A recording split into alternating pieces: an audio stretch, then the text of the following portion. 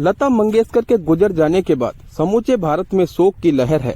भारत ने अपना एक ऐसा सितारा खोया है जिसके चले जाने के बाद अब सिर्फ उनके गानों में ही उनकी चमक देखने को मिलेगी।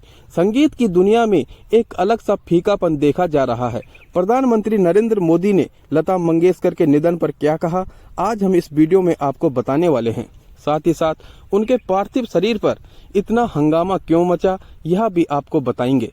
दोस्तों, लता मंगेशकर कोई साधारण व्यक्तित्व तो नहीं थी, बल्कि भारतीय संगीत की एक महानायिका थी।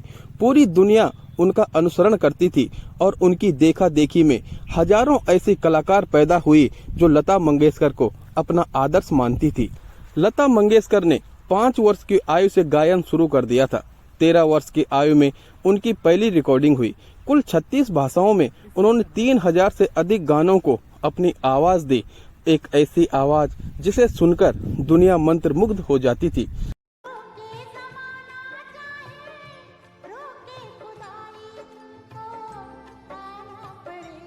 लता मंगेशकर के चाहने वाले न सिर्फ भारत में बल्कि समूचे विश्व में थे।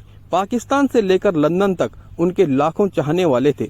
उनके निधन की खबर सुनकर सभी की आंखें नम हो गई और पूरी दुनिया में शोक की लहर छा गई। लता मंगेशकर का व्यक्तित्व अत्यंत उत्कृष्ट था। वह हर किसी की मदद के लिए सदैव तत्पर रहती थी। एक अच्छे इंसान के तमाम गुण लता मंगेशकर में भरे पड़े थे। लता मंगेशकर के निधन के बाद उनके पार्थिव शरीर के दर्शन करने के लिए बॉलीवुड से लेकर खेल जगत तक और राजनीति से लेकर सामाजिक संस्थाओं तक के लोग वहां पर पहुंचे।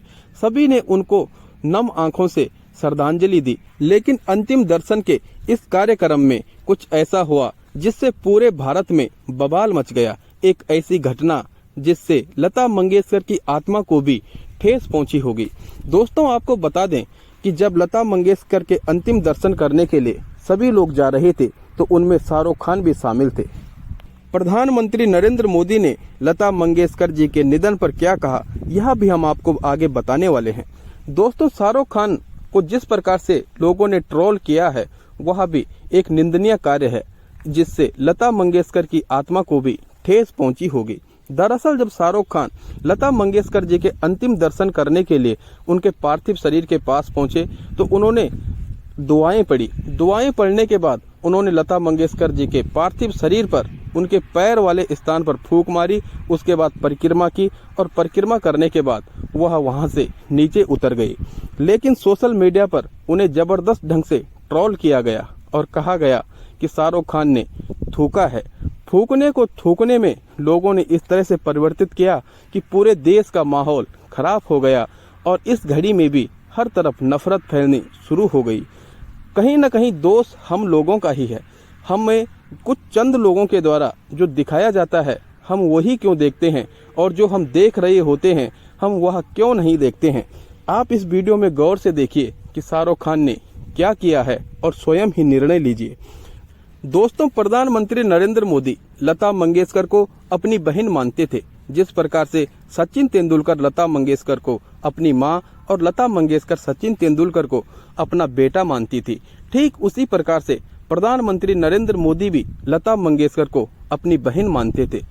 उनके निधन पर प्रधानमंत्री नरेंद्र मोदी ने कहा कि लता मंगेशकर के चले जाने से समूचे भारत में सूनापन छा गया है।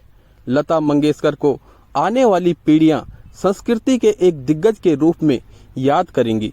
लता मंगेशकर जैसा न कोई था और न कोई होगा। लता मंगेशकर एक थी और एक ही रहेंगी। सदियों में ऐसे व्यक्तित्व कभी कभी जन्मते हैं। लता मंगेशकर एक असाधारण व्यक्तित्व थे। साथ ही साथ अनेकों राजनेताओं ने भी उनके निधन पर दुख प्रकट किया और अपनी अपनी बातें रखी।